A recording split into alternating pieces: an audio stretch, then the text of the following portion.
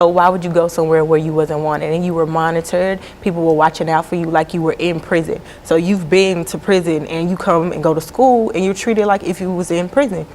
It's not the same, it's different, and no child wants to feel that at a young age. And parents don't come up, they don't speak, they don't really say anything. They just go with emotion because they don't know their rights. And for me, it was different because I had people speak up for me. They were very verbal, and what they said, they got their point across, which made it different for me. So after he was murdered, I was going through a really tough time in my life, and I couldn't find the balance with school and just juggling everything. And I was involved in an incident in school where I had played a part in a fight, but the principal had took statements and students said that I didn't, and I wasn't proven guilty, but I was still pushed out of school because they interpretation or vision changed of me because I was involved with it. I was with the same kids that I was raised with in the same neighborhood. I knew these kids for my entire life, but to be hanging with them was like separating from the group. Like to go in school, you're divided. Like you know who you hang with. If you hang with the smart kids, you hang with the smart kids. If you hang with the kids who want to goof off, that's what the teacher's gonna view you as. So I hang with those kids that goofed it off that day, and I received their punishment, and I didn't like it. It was my first time. I felt like a warning would have been okay, but to them, that wasn't okay. It was either I was with them and I was going to do better, I was expected more of, or I was just gonna fall victim to what the other students were doing, and that's what happened. And so in the real sense, Ms. Fatuga, these are the students that you're working with, that you're trying to reach out, that somehow are not yet in the prison system, but because of some of the things that she indicated that are happening in their own lives, that they're almost destined to that, and you believe that you recognize that, and you've got some program that can deal with that. What are some of the first things that you do in reference to your program, Ms. Fatuga? One of the most important things, I think, is that we work to reshape the way that people view harm. Because that's one of the biggest issues in the system, is that when a perceived harm is done, when a young person does something wrong, immediately they're criminalized. And we have to look at harm in the same way that we would want people to look at us if we create a harm, with forgiveness, the ability to learn from your mistakes.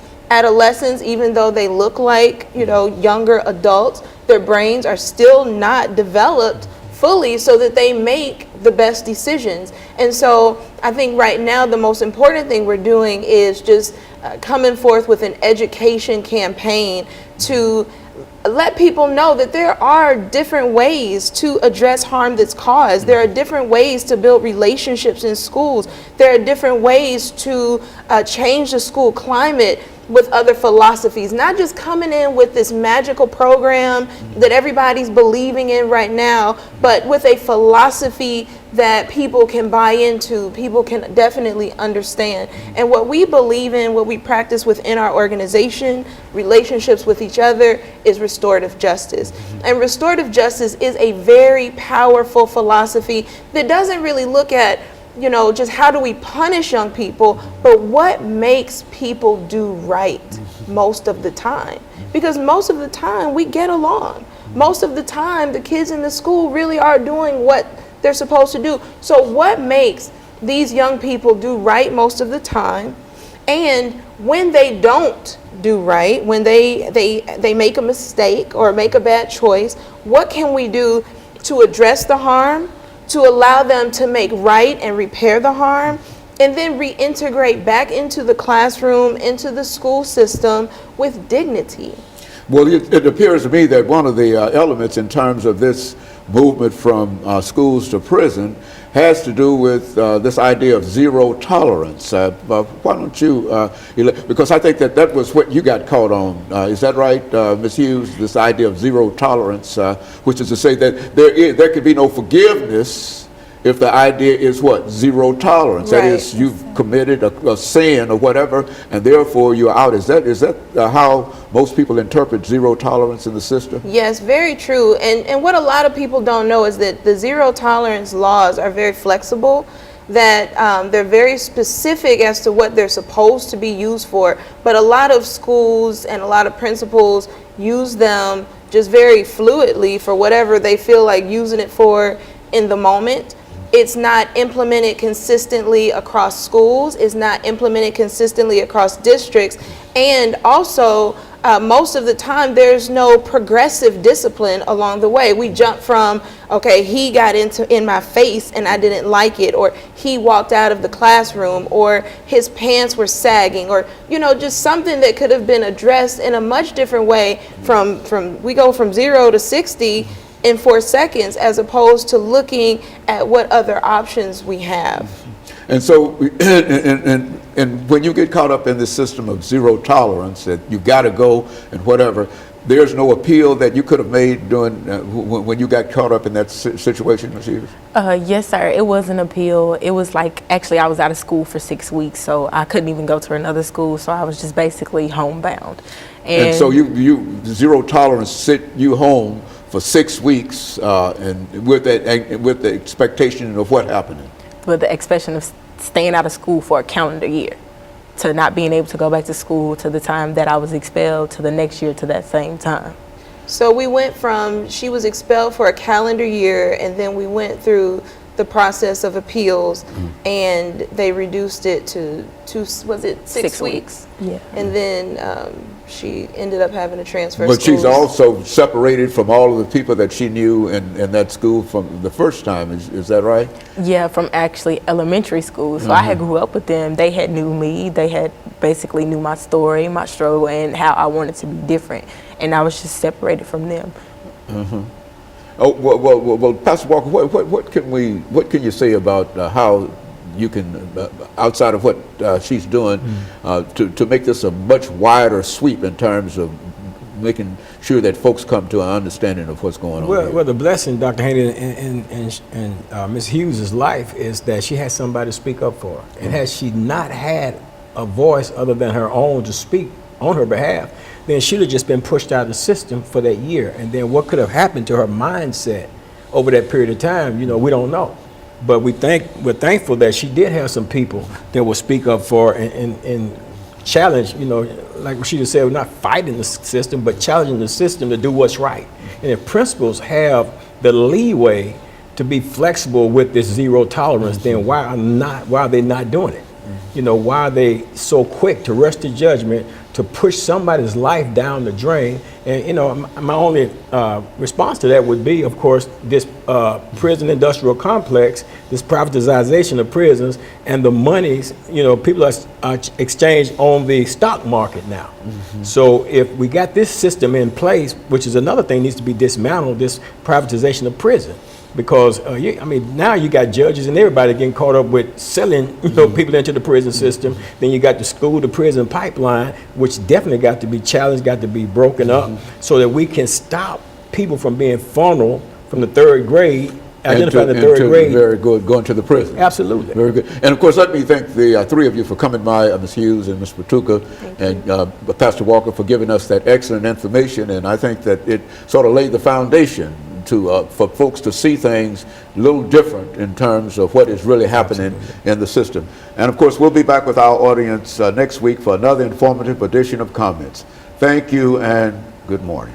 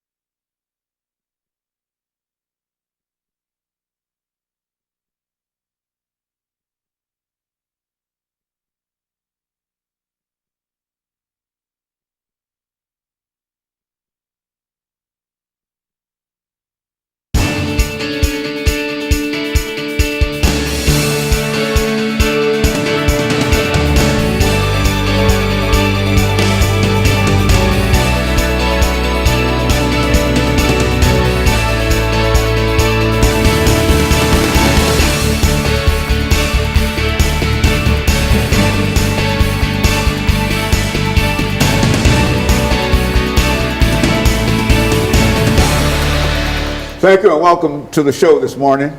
The topic this morning is From Schools to Prisons, Breaking the Pipeline, Part 2. And we're fortunate to have with us to talk about From Schools to Prisons, Breaking the Pipeline, Miss Rashida Fatuga and Miss Sharice Hughes and Pastor KWalker. Let me welcome all three of you to the show this morning, Ms. Fatuga, and to tell you how delighted we are to have all three of you with us this morning to talk about a topic that I believe to be very, very important, and I'm sure that you also, excuse me, believe it to be very, very important, Ms. Fatuga, because you've been involved with this problem for quite a while. Yes. Why don't let us start off, Ms. Fatuga, by having you to give us some information about your background, your education, and some of your experiences, and Ms. Hughes will be able to give us similar kind of information, and Pastor Walker will be able to wind us down for this first six-minute segment, and then we'll get into doing the second segment, the issues dealing with from schools to prisons, breaking the pipeline, and et cetera. Why don't you start us off, Ms. Fatuga? Okay, well, thank you first for having us on the show this morning. My name is Rashida Fatuga, and I am the founder of Gideon's Army, Grassroots Army for Children. We are a grassroots organization that focuses on dismantling the prison pipeline. Grassroots meaning that we are people who are affected by this issue, who are advocating for change. I graduated from Vanderbilt University, Peabody College. My major is elementary education and child development. And I love Nashville so much that I decided to stay and really just give back to this city because I was given so much as a student in college. And so I stayed and became a school teacher at Metro Public Schools for 7 years. And then I left the school system and just started to really do a lot of research to understand a lot of the issues that I saw our kids having once they got out of elementary school and into middle school and high school. And I came to understand that there was a systemic issue that really needed to be addressed. Very good. Now, Ms. Hughes, what about you? Give us some information about your background, your education, and in a real sense, how you got to where we are now. Okay, well, my name is Miss Hughes, and I'm part of Gideon's Army nonprofit program, and I deal with mostly the teens, and I do little events called Peace Project. So every month we just come up with something to do, team-based, everything run by teams.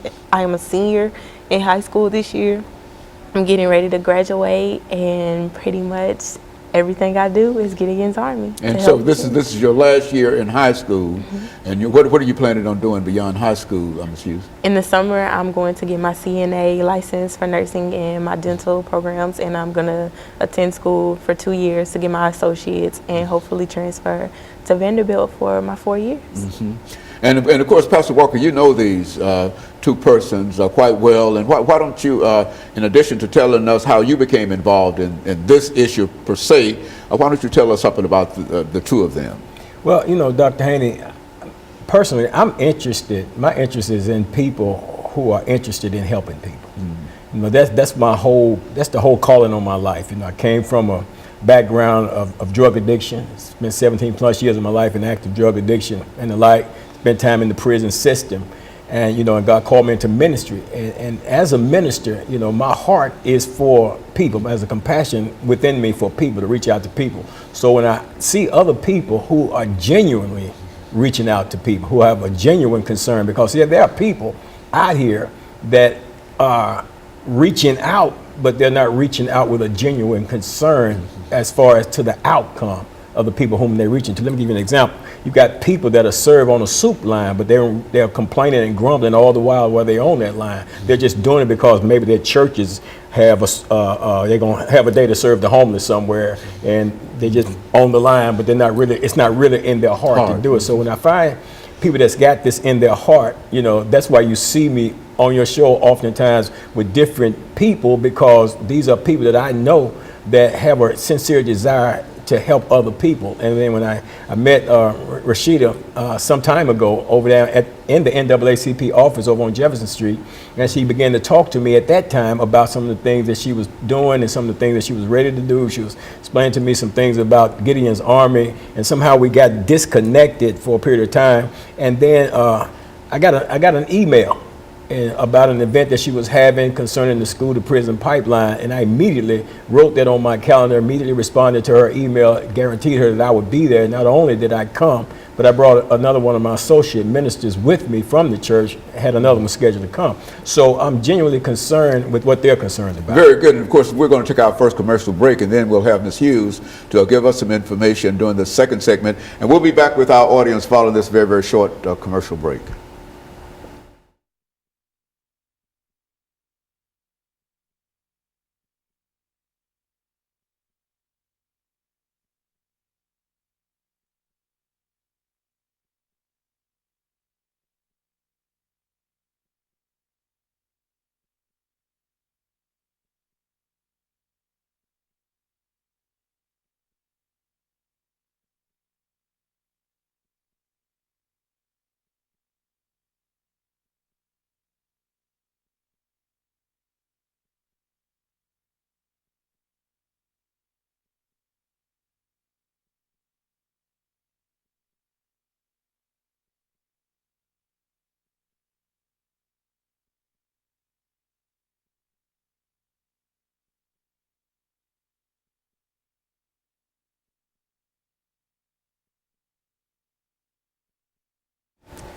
Thank you and welcome back to the second segment of the show for today.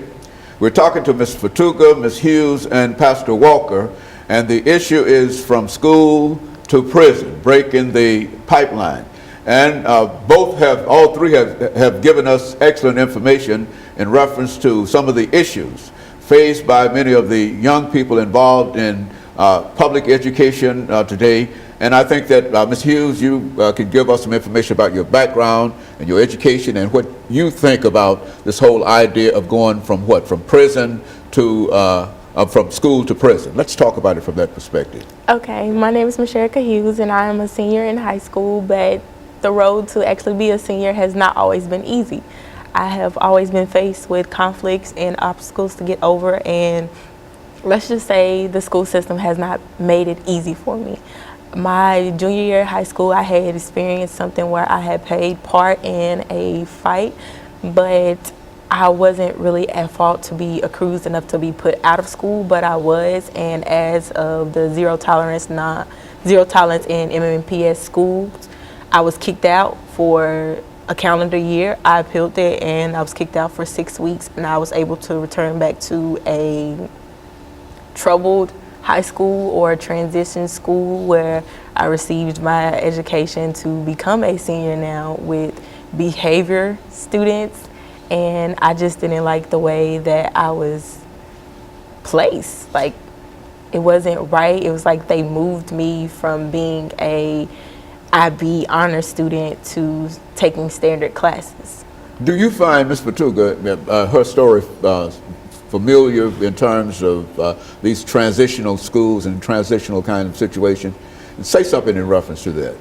It's very familiar. There are a lot of students who have infractions, and instead of them being dealt with in the classroom or even in the office, they're pushed out of schools, pushed into from expulsions, suspensions to alternative schools.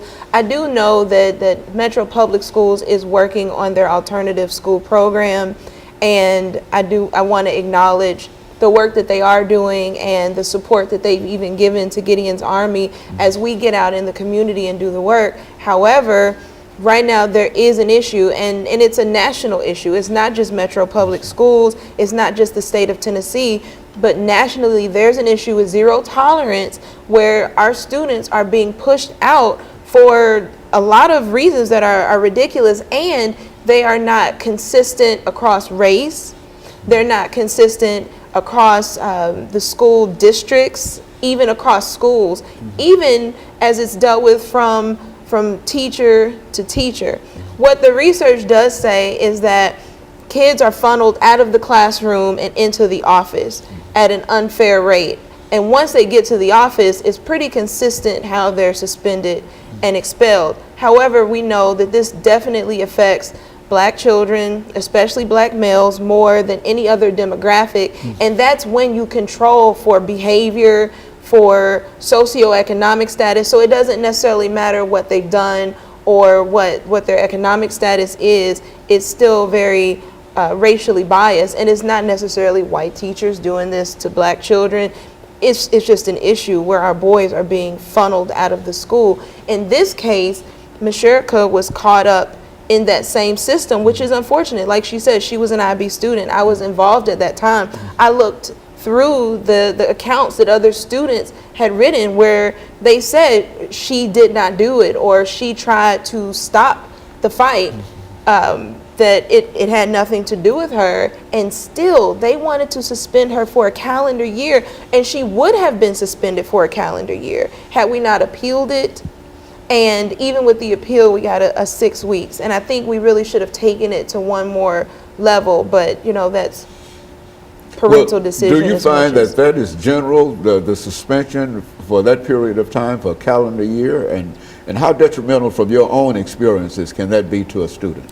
Suspending a student for any amount of time, expulsions, it's proven to be ineffective. Research says it is the most ineffective form of discipline in schools, and yet it's the most widely used. And we've known that since, I think, one of the first studies was done by the Children's Defense Fund in 1975. So we've known this for a long time, but you know, resistance to change from the system, even resistance to change from the community, because it's what we're familiar with. So a lot of times we say, well, these kids are bad, we need to just get rid of the kids who are causing trouble. But people don't look at things from a systemic perspective, understanding that everybody is functioning within this system the way the system is designed. And so we really have to take apart what's going wrong in this machine, so that everybody and everything functions, so that our young people, all of our young people, not just the black students, not just the white students, but so that everyone is successful. And so, Pastor Walker, looking at from your own experiences, how would you assess some of the things that are happening to our young men, especially? Because I think that while certainly Ms. Hughes' example is what happened to a female, but what about some of the young men that are caught up in the same kind of transitional kind of suspension kind of thing? Dr. Haney, I would imagine that it's happening in even greater numbers when it comes to the young males. I think they have the greatest incidences. I don't have the stats on that of being kicked out of school. You know, they call them expulsion. I call them kicked out. You know, because when I got kicked out of school, I was kicked out of the school system. I had no chance to go get an education. As a matter of fact, I went into the military, went into the Navy, and ended up with a GED through OIC after I got out of the Navy. Those were options that were available to me then.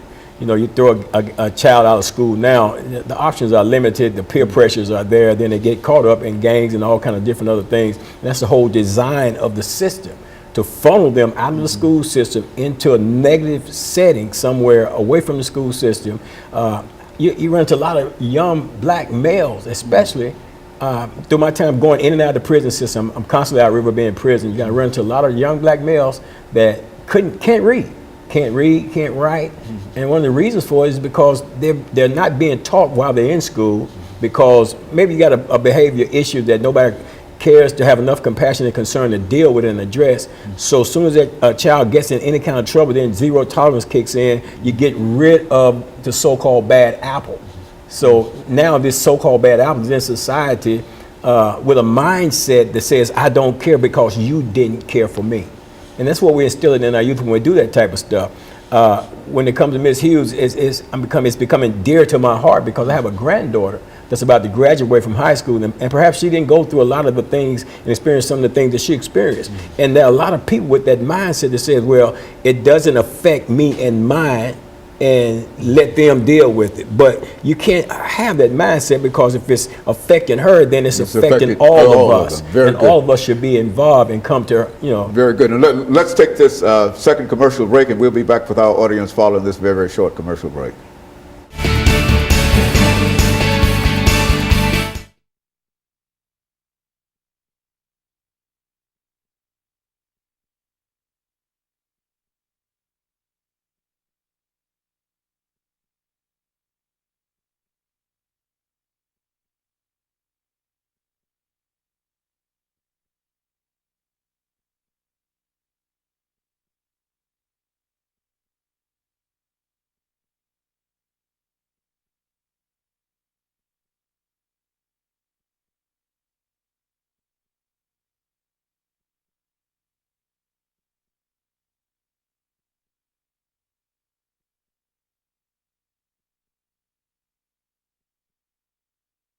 Thank you and welcome back to the final segment of the show for today. We're talking to Ms. Fatuga, Ms. Hughes, and Pastor Walker in reference to some of the issues involved with young people getting caught up in expulsion and eventually ending up in the correction system. And of course, Ms. Fatuga, let's look at some of your experiences in terms of what we're talking about here today. Okay. Well, I think one thing that I did want to bring up is that there are a lot of things that can be done to stop and destroy the prison pipeline at its roots. We've done a lot of research, and so we understand that number one, zero tolerance policies have to be addressed. The juvenile court system is going to have to be restructured. We can't just continue to bring in different programs and put bandages on the situation. We have to restructure the program, which is actually, it's called BARGE, Balanced and Restorative Justice, and it's recommended by our federal government, but it's something that we have to do here. The other thing is looking at how our young people are policed and reshaping how we view harm and how we allow our young people to make mistakes, to learn from their mistakes, and to repair the harm that's caused. Does that mean that we'll just stop suspensions and expulsions altogether? No. Does it mean that we'll keep every single child from being incarcerated? No. But there are definite things that we need to do so that we can make these changes and save as many of our young people as possible. And so we're launching a really big campaign. The young people have named it Set Your Own Bars. That they don't have to answer to these statistics. They don't have to become a statistic. They don't have to prescribe to the youth violence and all of these things. And they don't have to bow down to this system of oppression of this actual prison pipeline that's funneling them, that they have the power to make the changes that need to be changed. And so phase one, which is what we're in right now, is educating the community and building a stronger base of young people to participate. We've got some really amazing high school and college students who are leading the way, paving the way, but we can always use more. We can always use more hands. And who knows better what is happening than the young people who are in that system? Ms. Hughes, when you think about some of the things that Ms. Fatuga has said here, can you build your own experiences into how you felt when you were expelled from the school system? I mean, what kind of emotions overwhelmed you during that time, and how long did you feel depressed and et cetera in reference to that? And what negative impact do you think that this had on your life? Well, I think the negative impact that it had on my life was it took me away. It took me off track. I wasn't able to finish and have the grades and apply for the colleges that I wanted to, or attend the things that I wanted to attend as a senior. I haven't been to prom. I haven't really did anything senior-wise, like senior week or anything like that. But I think when she said us naming our campaign Set Your Own Bars, even though that happened to me, I have always set my own bars. I have to want more for myself if no one else wants it for me. So we're just doing things with teens to get them out so they can be able to set their own bars. Like, it's a difference to set bars for somebody, but to set them for yourself and to want that for yourself is different. It's nothing wrong with having encouragement or someone to back you up, or just friends, someone to lean on, a shoulder or anything. So we have peace projects going on, and we're meeting every once in a while, and we're just coming up with strategies on how to deal with life in general. It's team-based. Everything is done through teams, by teams, and we're just looking for great ways to motivate people who want to be different and expect more, and who's willing to set their own bars. So would you say that the very fact that you were expelled for this period of time and that part of your academic educational career had such a negative impact on you that it was very, very difficult for you to overcome, and evidently you've overcome all of that, not perhaps all of that, but many things in your life before, up until now. But do you think that had a tremendous impact upon you deciding to come back into the system? Were you led by Ms. Fatuga? How did you simply overcome all of that, pull all of that together? Well, it was very hard because it was a gap between my reading and what I knew was best, and what I knew I could know in the future that would help me. And it was just a gap between my GPA, my ACT scores, everything was just a gap. And it's like, how could you put something back together if it's a gap? So just coming back to school, it was difficult, but I knew it had to be done, because if I don't have my high school diploma, how would I manage to get a great job in the future, or go to college if I want to do that, or even receive a higher paying job? So it was difficult, but it was all worth it. Like, Rashida helped me out. It was a bunch of college students who talked to me, different people that I got to meet, and just to hear their side of the story and what they go through and how they didn't stop. I was just stay persistent. And so you think what you're talking about now can have a real impact upon a large number of other young people who might be caught up in this transitional school kind of situation? I think so. If they're willing to do it, then why not do it? It's nothing wrong with doing it with someone who's doing it like you want to do it, and just doing it together. So I think it will have an impact on them. But if you're not determined, if you're going to play around, those are not the people we're looking for. We're looking for people who's really willing to set their bars and do better in life. So that's the name of the program, Set Your Bars. In other words, determine where you want to go and what you want to do. Is that what we're saying here? Yes, sir. Where you want to go and where you want to be in life. How you want to be viewed versus how someone views you. Pastor Walker, and I think we've got about 3 minutes before we end this show for today. But in a real sense, I think that this program, if replicated generally throughout the metropolitan system and everywhere else, would have a very positive impact upon many of our young people. Would you say that from what you know about what they are doing? Well, I know for sure that the impact that it may have had on her, and her ability, her resilience to bounce back from it all is not something that you may find in a lot of the students, that they're going through this and experience this thing right here. Fortunately for her, she has that within herself, and then she had a support system around her to help her to be able to navigate her way through this. And then they brought down the standards and stuff like that, even set roadblocks when she got back somewhat into the system. Now she's saying that, she's not been able to experience a lot of things that she would normally have experienced as a senior who had a determined mindset to excel in the things that she was in school to accomplish. So there was a whole lot that goes into that process. But what I really like to do is be able to identify to your audience here how they can get in touch with Gideon's Army and the Peace Project, so that we can create some partnerships and move this thing forward. Ms. Fatuga, why don't you give us that information about how people might be able to get in touch with you, and how they might be able to help you in order to perhaps make this a much broader operation than you have. Thank you. Our phone number is 615-852-7530. And our email address is onearmyunited, that's ONE, armyunited@gmail.com. And so they can get in touch with you, and you've got some information that you can send out to them and sort of encourage them to do other things. Is that what you're saying? Yes, we have got work. We are gonna, if you call us, we are going to put you to work. There are so many things to do, from voter registration to volunteering with young people to hosting events. I mean, there's so many different things that can be done. So, Pastor, final comments. And we need that help. We need that help. We need it from people who have children in the school system who are experiencing that. We need that help from people that have children in the school system who are not experiencing that. We need voices from both sides of this thing, because this is so important, because it's affecting our children, and if it affects our children, it's going to affect the whole of society, because after all, we're saying that the children are our future. So if the children are our future, seem like we will want to be actively involved in nourishing our future so that we can have a hope. So I'm encouraging people to get involved. Call the number, get involved with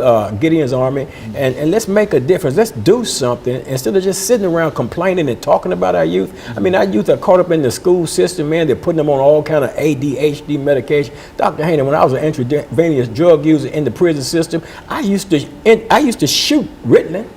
We call it BAM, get high on it. And they're giving this to our school children because they simply don't want to take time out to figure out how they can teach that child. So they send them, rush them out somewhere, mislabel them as having some type of situation going on with them, and then poison them with all them drugs all the rest of their life. Very good. And of course, let me thank the three of you for coming by and giving us that excellent information. And let me encourage our audience to tune in again next week for another informative edition of Comments. Thank you, and Good morning.